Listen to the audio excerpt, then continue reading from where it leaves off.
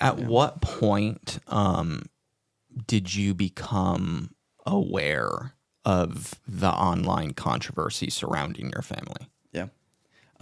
Did you guys watch the Hulu series? Oh, I don't know yeah, if you did. Okay, for so sure. you guys know the video with, me sitting on the ground with her, and I finally revealed that I wasn't sleeping on a bed for a certain amount of months, and then when that video was posted, no joke, like that day was when the cancellation started. Like immediate backlash on her, huge unfollowing. I don't know much about news outlets, but basically TikTok was the big push Yeah. to kind of cancel her. Yeah. And that's when I started seeing her panic a little bit. And I remember sitting in the living room just doing my homework. And I don't think I've ever shared this before, but she ran in from her room. And do you guys swear on this podcast? You're allowed, yes. Okay. I don't know. And she, this is when she was peak in therapy with Jody.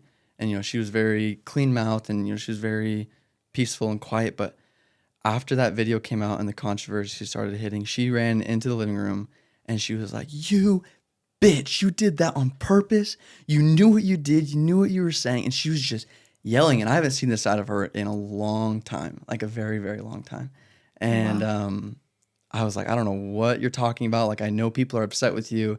And then my dad actually came down and was like, "Ruby, you need to like leave. Like, you need to get away from him. He obviously didn't plan this. He didn't plan for you to get canceled." And How old were you at that point? I was 15, Okay. 15 or 16.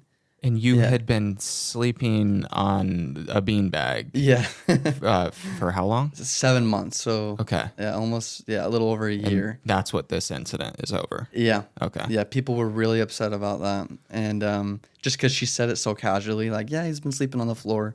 Yeah, he doesn't have a bedroom or a bed. Yeah. And people started catching on very quickly, like in the videos to what she was doing. I remember there was a video with a little clip, and it was she took the door off my bedroom that I had, and I wasn't sleeping in there, but she still took the door off. And then she took the door off my bathroom as well in the basement. So she didn't want me to have any kind of privacy at all. And people started catching on to that. And the hate started growing and growing and growing. And then, she kind of just left it. So I just left YouTube completely. When you start seeing the online hate or people questioning your parents, because like these are your parents, they start questioning things that they're doing at that age. Like, whose side are you on? Yeah. Because I could imagine that there's maybe a bit of like at first like defensiveness where you're like, you're still a kid. Yeah. And people are questioning your life. They're questioning your parents, how you're being raised. Or were you already at a breaking point where you were, seeing those comments and you're like, yeah, I'm living that right now? Yeah. Yeah. I wasn't active on social media, me personally, during that. So I saw what they were saying, but I didn't really take it. I wouldn't really reply to it or post it.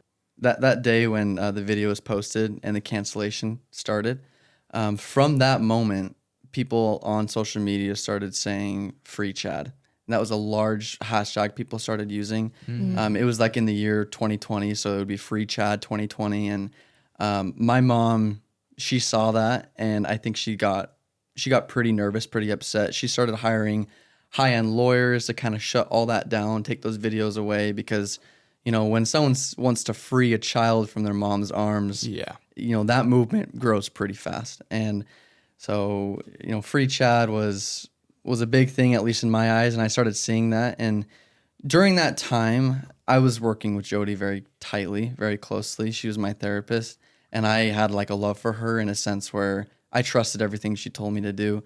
For sure. And same with my mom. Yeah. And so when I saw everything go down, I didn't really think much of it. In fact, I actually knew how much money they were making, and I was nervous about the money.